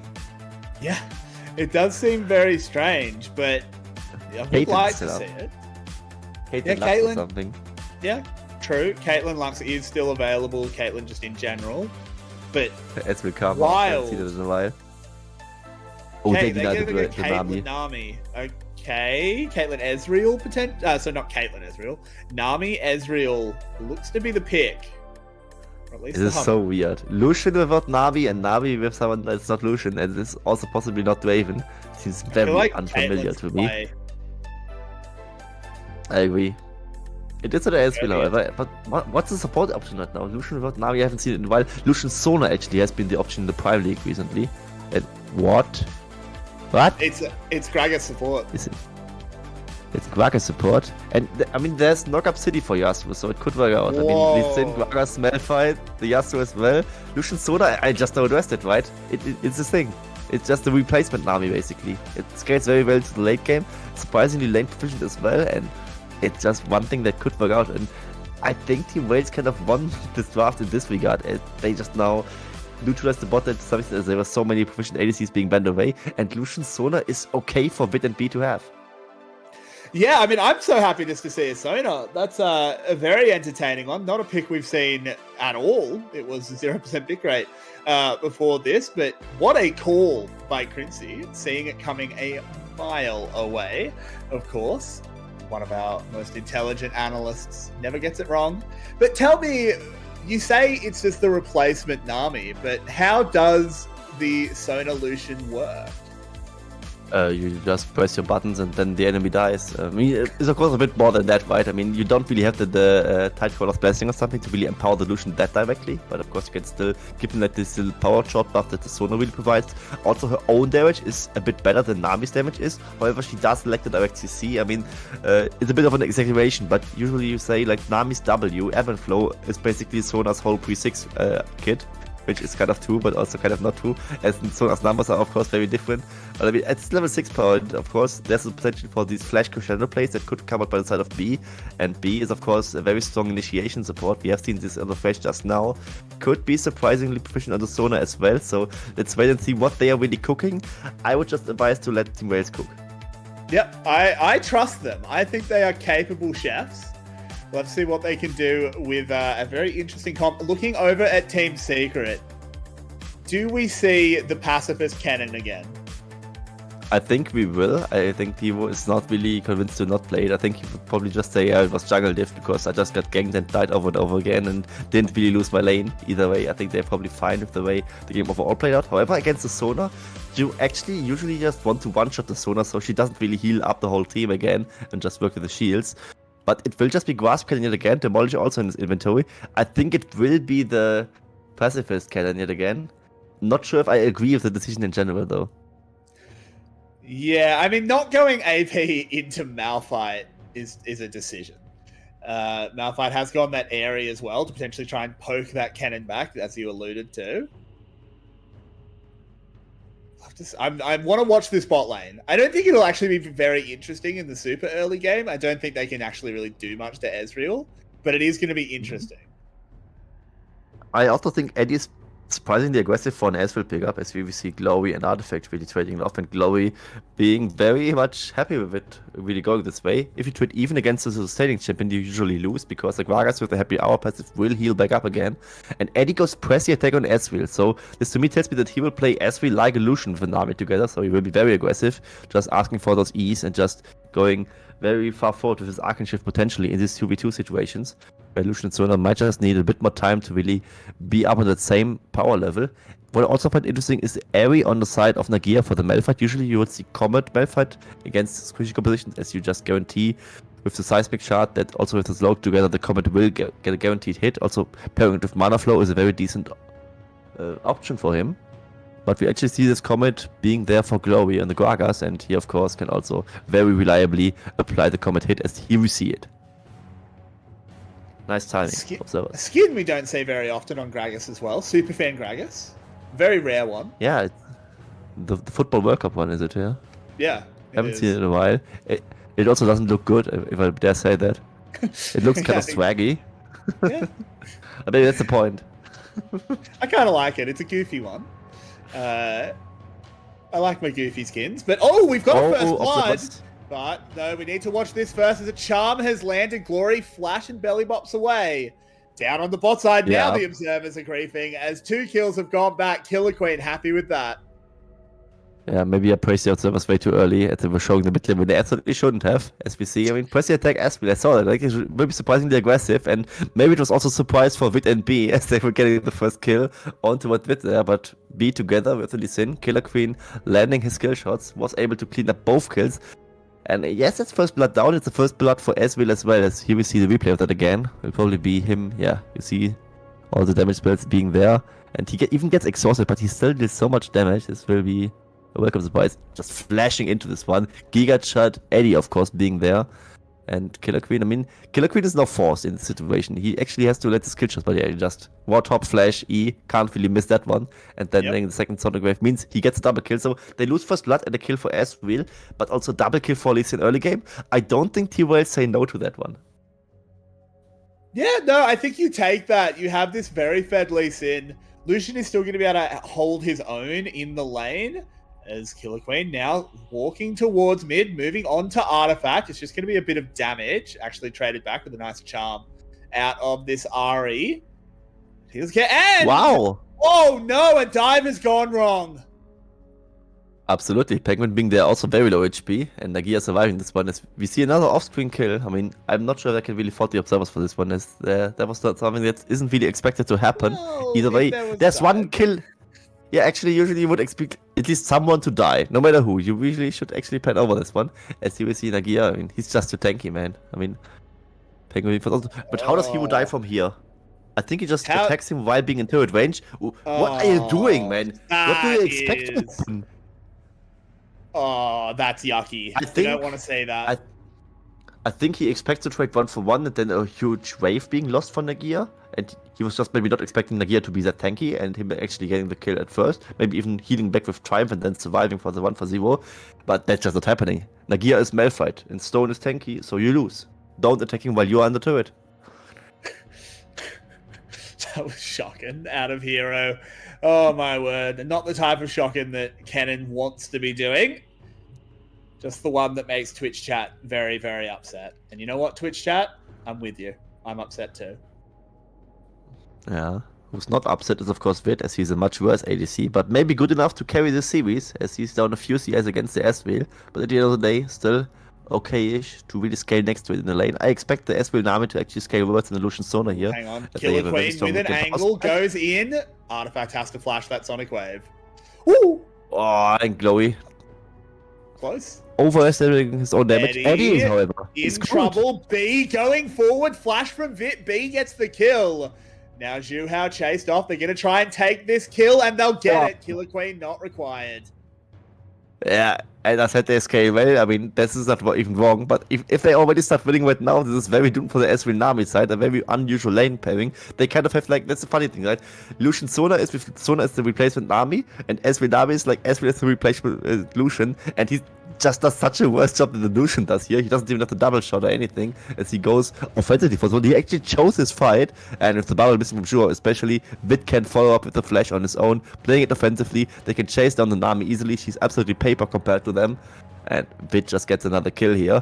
So Drake now also the response from Team Wales as a result from that play, and they are absolutely swimming over Team Secret in this one. That they are.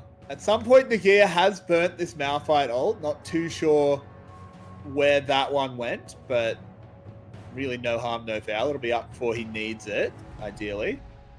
But with these kills sort of coming thick and fast, the Lucian rebounding after the early misstep. Team Wales now with a 2k gold lead, 1.5k maybe a little bit more accurately, and they seem very comfortable in this game. They absolutely do, and it's not like they have any problems going evenly into this late game. They are actually more than fine right now. Killer Queen another move to the mid lane. Gets the ultimate this time.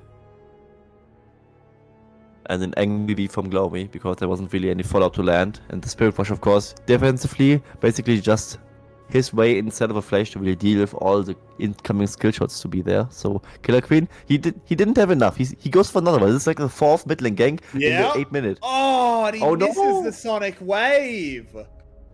A lovely charm there onto Glory, but he's okay. Glory must be very angry about that one. That was a guaranteed kill. And I think if you're an insane, you still hit this Sonic Wave there. Coming down, Vit in a lot of trouble, blown up. Eddie gets the kill. Yeah, get the kill. Vit not pathing towards the correct side, and Killer Queen is still mid lane. Number 5. Artifact is not happy this game. I mean, he didn't really have a good split in general, and now he when he has a decent game, he just still gets focused doon so much. Last game he was losing 1v1, 20 CS on his own. This time again, but he just struggled diff, right? Yeah, this is spam pinging on his jungler, begging for some help. But to be fair, Vit did use the time well. Going down bot lane, Hero very low, got Malphite ulted on. Does use that slicing Maelstrom to get away. But the Kennen clearly has to respect the rock. Absolutely, and it's ult for ult traded, and Malphite winning in the HP department very heavily. Of course, he is quite heavy, so it makes sense, but generally this shouldn't happen, right? Cannon should be the bullying one in this situation. And this time again, Hero going towards some tankier routes, but not the same tanky as it last game, right? He didn't start with HP as he doesn't have that control over the lane as he had against the Cyan. Going for Mercs first, so he doesn't really fall to the AP damage and also to the CC itself from Nagia. It's just one adaptation, so he can scale into this game more easily. But it's looking very roaring for Team Secret. They actually should They're be bringing Bay. at least even in this game, and this time it's even B. Yeah, Artifact. Artifact hates his life. I feel bad for Artifact actually. He's not even playing that disrespectfully or anything. Yeah. First game he was down 20 CS on his own. This time he's 20 CS, but with 5 jungle gangs and 1 support roam, arguably. And Killer Queen's again mid lane. Yeah, I mean, they are really focusing on Artifact. It has ended up in quite a significant CS lead for Glory. There's nothing Artifact can do with how heavy this camp has been. Killer Queen now moving down to the bot side, has Rift Herald in his pocket if he wants to just drop it down. Team Secret playing very far back, very respectful. Yeah, I mean, they have to, right? I mean, Killer Queen's dive rate would be there. You have seen them lose it 2v2 earlier on. Just the raw damage up from Lucian Zone is absolutely illegal and needs to be careful about. As they also don't have an exhaust or anything, as B has on his side. So definitely the crescendo needs to be respected. So Killer Queen being there, definitely showing some presence, making himself known. And they managed to secure that second plate in the bot lane. Are down a few CS, but at the end of the day, that's probably within the realms of being fine for them. As Team Wales definitely, even after giving this one kill over to the Wukong gank, where Eddie got the kill itself actually, was of course something that hurt them, but overall still a very smooth sailing for them in the general scheme of things. That it is. Malphite Ultimate once again up on the top side. If Nagia wants to go for a pop, probably wants to poke Hero down a little bit before he goes for any all-ins. No, Nagia is not really respecting Hero all that much, right? I mean, No, he is not. just now the 15 CS Oh, gap and is look there, at but this. that's all. Guess where they're ganking? It's Artifact again. Oh, that poor man. Not even the cask thrown by Glowy though this time, because he was aware that it would just be an ult for ult threat potentially, with the Spirit Wash being available on Artifact side. As now Artifact also being covered a little bit. With the Drake spawning in a few seconds, it makes sense. Both teams kind of positioning around the objective. Yeah, Team Wales, however, have the better positioning around it, so in the charm lands, but look at the damage from Artifact, it's not that high. I mean, the poor man just got ganked 7 times in 12 minutes, and you cannot see the results of it. He's kind of underfarmed and doesn't really have the power spike just yet. Yeah, exactly. This is a bit of an anemic RE, which is a real shame.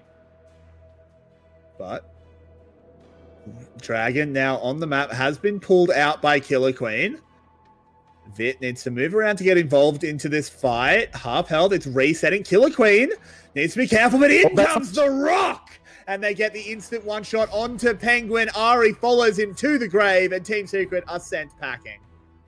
Yeah, sandbagging TP and Flash, well used by the side of Nagia to be ready for this play. Just the old classic bronze gameplay. We just have the unstoppable force, ready for the fight, getting the mid laner, getting the jungler. Jungler being down means no smite, so it will be the second break for them.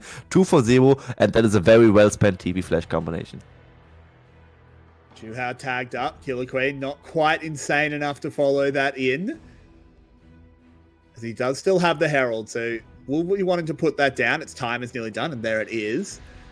So they're going to push this lead even further. Nagia still here. Can blast Cone over. They know he's there. Penguin is having a bit of a play with him. An ult plus Malphite isn't really that much of a threat. I mean, you can just walk up to them and just use a seismic shot, and that is basically it. But here we see the Drake fight again. Nagia flash ulting very beautifully. The cask also the follow-up. There's so much bouncy castling happening on the side of Team Wales, and there's no direct response by the side of Team Secret. I mean, Flash is up on the side of the Artifact. Didn't really get to use it there probably, and the Spirit Rush alone not enough to really get rid of all these CC targets that really want to lock him down, and so Artifact doesn't have a fun game so far. Cannon ult used just to clear out the wave. Nagia could have potentially lost some CS, but he was there in plenty of time. Hero just going to move forward, use the Demolish proc to get himself some tower plates. Cannon getting a little bit further ahead in gold as Wales poking their head into the enemy jungle. They absolutely do, and the aggression is not really relenting on their side, that they just keep moving forward with this composition that they have. It looks like a much more cleaner game than the first one. A lot more action despite not really being forced on their side. but they are just now, of course, in the know that they can play it aggressively. And Artifact! Oh, Crescendo. Artifact in trouble. Does Spirit Rush away, and now Killer Queen's gone too deep, but he gets the flash over the wall, and he lives! Penguin's on the hunt on the meantime. ADCs have traded, but a shutdown does go over to Penguin. So Team Secret probably up happy. Vit is in the middle of nowhere, and Hero is coming for him. Can they get the execute? He sidesteps. Can he get it? He can! So good! But he does turn his back for a win because he was off-screen killing Eddie, the 1v1 ADC standoff in the meantime as this fight happened, with Artifact almost going down. It was looking a little bit clownish, but he actually managed to get away as Killer Queen did it. He will see again what happened between Vit and Eddie in the direct 1v1. Oh, Eddie was focusing on the team fight, using the two-shot barrage towards the northwestern side, while Vit, could just do Lucian thanks to him. I mean, in the general ADC 1v1 standoff in the early game, Lucian very much favored against something like an Ezreal, especially with his ult not being the position to be used here. Cooling not even being used by Vit either way, to be fair. But definitely Vit finding an angle onto him and making this a 1-for-1 in the extended play. However, I think Team Secret can live happily with that, as they were getting a huge shutdown for Killer Queen and getting more money onto the Wukong so he can hit his power spikes. Yeah, the gold injection from the Wukong is definitely welcome. Unfortunately, the tempo has gone Team Wales side. They should get a pretty uncontested Herald here, unless Team Secret wants to make me a liar. But in goes the Rock. Look at the damage. Zhuhao in so much trouble, taken down by Glory. They now hunt down Penguin. And now it's an uncontested Herald. And now it is uncontested because the contest for him was really half done by the side of Team Secret. That's what I kind of hate, because they were positioning close to the Herald but not actually contesting. So they were kind of like getting the worst of both worlds, losing the fight and now will likely also loot the Herald. However, Team Wales pulling away from it. They were building so many resources for the fight itself. So maybe they aren't as confident in going for this Herald right now. Or it might just be Killer Queen taking some time on some enemy jungle camps as he was getting this kill on towards Penguin and just now returning to the Swift Herald, which will be what his option will be. So for the side of Team Wales, just another small W on their side. They get the second Herald and they can of course use that one close to the Herald, close to the Hextech Drake spawn, and with that now force Team Secret in an uncomfortable position where they have to either defend the Rift Herald push or contest the third Drake, and probably can't do both of this one. So Team Wales going closer towards Soul Point is a very likely future we have. That it is. They sit about 2,000 gold ahead as well. Eddie has an Essence Reaver. He's still fairly dangerous on this Ezreal. Has actually been playing fairly well. But Vit just as threatening. Kraken Slayer complete for him. But the positioning from the Secret just now doesn't even look too bad. I mean, the vision control is definitely there, and they are on the blue side, so they, for now, have the easier way to really start positioning around this Drake. So now on the side of Team Wales, they need to find a bit of an inside track against this and have to potentially face check this one. This will not be as easy. However, in the direct fair 5v5, it shouldn't be easy for Team Secret to do anything about it. So the Swift Herald, just now, to force a reaction of Team Secret, they will have to defend this Herald push, otherwise they just lose this mid lane T1 turret, the most important turret considering the overall map control.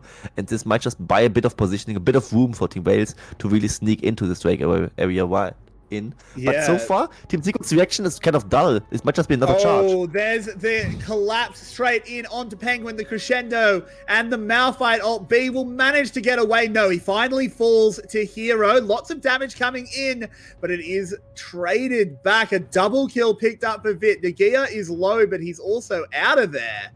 And Team Wales will win the fight. Ezreal ult does miss.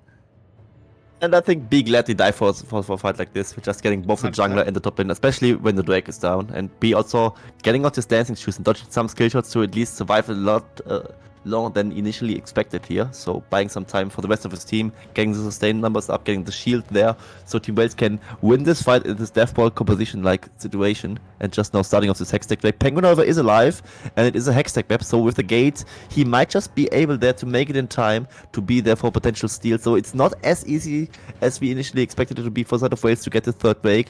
I think it should be theirs, but Team Secret still has some fighting chance left, and I think Team Wales realizes that. Yeah, Team Wales doesn't want to play with too much fire. They want to get this Malphite ult back up if they can. Crescendo as well, not too far away. But the Unstoppable Force is actually very, very close. So Nagia going to be an extreme threat in the next few seconds. Oh, in Here a flank. goes Glory. Doesn't quite work out. Really stuffs the engage. Just goes down, and that loses them to Drake. That might just be the look, but Killer Killer Queen is Queen. of course very bad to see. He's He has got to something to say execute. He could about go it. for it. Ooh, just misses it, and he pays with his life. Bit of a disaster for the Whales.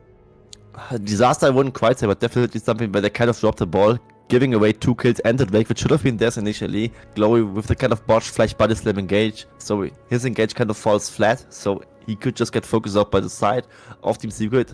On the word of Aegis Gragas, he is a bit tanky, but not as tanky as a tank Gragas would be. So he's definitely someone you can really focus down. And Killer Queen tries to go for the steal. I understand why he does it, because it would be soul point for them. And also on the Lee Sin, he should have the upper hand if he actually lands the resonating strike execute damage. But however, just now, very shortly, not managing to do so. So Team Secret did a little bit of a comeback in this mid game here, where it looked a bit doomed for them initially. It is an interesting situation, nonetheless, as it is still a gold lead for Team Wales, but 1k not super relevant at this phase. We need to look at item breakpoints. We do have a Lucian with a 2-item power spike, and I haven't seen an Ezreal in a long time, Crincy. I'm going to go ahead and guess that Lucian at 2 items is a bit more of a threat. He is. He also has Mythic plus Legendary, so he gets a bit of free stats, while the Ezreal kind of doesn't really need a Mythic item, so he doesn't tend to build one. He just tends to stack these unique passive items, where he just goes for the Moore mana plus Essence Reaver item compensation, where he has a lot of cooldown reduction, he has a Spell Blade, and he has a lot of mana, so he can't really run out of mana in general. It is also like this old poke Ezreal item build. Recently we have seen more of those Navovo Quick Blade bouts, where he actually goes crit, and then actually amplifies the crit damage for the Mystic Shot itself, and then just goes machine gun Ezreal. As long as he hits Q, he can just keep queuing again. But this is just more of the old classic poke Ezreal. I think it's fine in general. The Lucian power spike should be a bit stronger though, especially considering that he is also a little bit ahead of the Ezreal right now. For sure. As we crest the 21-minute mark, nothing really on the map at the moment, so it is just farm time for now. And Crincy, Team Wales are 2k gold ahead. Do they need to be pushing this lead right now? I think they don't. I think they scale just fine into the mid to late game in this game. However, I think 2k gold in general also isn't really elite anymore. It's 22 minutes into the game. It's a little bit there. You do notice it, but it's not really like a game deciding or anything. The game is more decided by who really plays it out better in the mechanics department. Or is this cannon item build really that useful? It's like the next question, because he's definitely on very...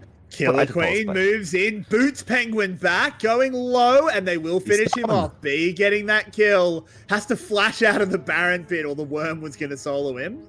Sona with her precious 10 He would try to cancel. He would try to cancel like here, but this will instantly be the trigger being pulled for the Baron, because the jungler is down right close to the Baron in time and space. Next TP also now being close to them. Malphite ult still available. Nagia goes in, gets straight on top of the Ezreal. Eddie takes so much damage. Killer Queen surfs over, finishes him off. Vid has picked up a double kill. An artifact sent running. I just want to praise Nagia for a second. So often, Malphites make the mistake of thinking, I have to hit 3 people. I have to do the big game-winning ult. He's not doing that. He's seeing one target and going, I'm killing you. And it's perfect. Just make the game a 4v5. Absolutely, but take care. Penguin is close to the pit, and actually Artifact also has a spellbook smite. Going in, takes it away. The smite is good. Baron goes down. Ooh, B going very low. They want to protect this buff. They can't. Artifact gets away as well, at least for now. Killer Queen bearing down on him. The flash comes out. Another barrel won't quite slow. So Artifact will slip away. Kind of awkward to lose a bot lane right there, but I think they are still very much happy with the way it's currently going. As they got the Baron on 3 people, they still also got a lot of pickups just themselves, as both Penguin and he would try to go for either the steal or the Hell May replay, with the Slicing Maelstrom being there. So Team Mail's definitely happy to get this Baron and also having it translate for this next dragon. The last one they kind of botched it, but this one could be their way to get to Soul Point in this Hextech Soul game. So for them, the gold lead kind of minimal, but still kind of there. It's 4,000 gold, which is twice as much as earlier, but the gold in general just not being more about who hits which power spike at which point. And can Killer Queen get caught here? He can't. Easily The Arrow Frost seen. code wasn't He's hit in the very middle, so he's slippery. not snared. Yeah, as they are just moving in. 8 seconds on this next Hex Tech Drake. It's going to wing its way into the pit. Ezreal ult just clearing out some minions, or at least shaving off their health. But I don't think Team Secret can contest this Drake. I think they just have to let Wales move up to Soul Point. Yeah, absolutely. I mean, this Drake has to be given. There's no way in to really go for this. I mean, the closest one would probably be just be Artifact going for like the Spellbook Smite steal and combining it together with Penguin, but you don't want to suicide 2 people for this one, potentially, especially if those fights are hard to play. I mean, this is Malphite on the enemy team. It will be hard to fight anyway, so they should definitely get the hell out of dodge here. There's a crescendo going in. They try and get the one shot onto Hero. They do it well. Nagia knocking up 3. They go in. Cyclone buys a lot of space. Should be allow them to disengage without losing anyone else. But the killer instinct is still good. And they get Penguin anyway. A slow onto Artifact. If he was any champion but Ari, he probably dies. And I absolutely hate this decision making from Team Secret. Like, they weren't contesting, but they were still in the vicinity anyway, and they were just ready to get pounced on by this Malphite, by this Sona, by this Gragas with a flash explosive cast body slam combination. And this just net Team Wales 2 free kills, but they were already in the Baron push. It would just been, okay, we give this Drake, but now it's, okay, we give this Drake and 2 kills and another turret. And it just didn't need to be that devastating for them, but it absolutely is. Like, why are you even there? It doesn't need to be. And Nagia spots the perfect moment. In just a moment, we get the Yep Rock. Yeah, Brock.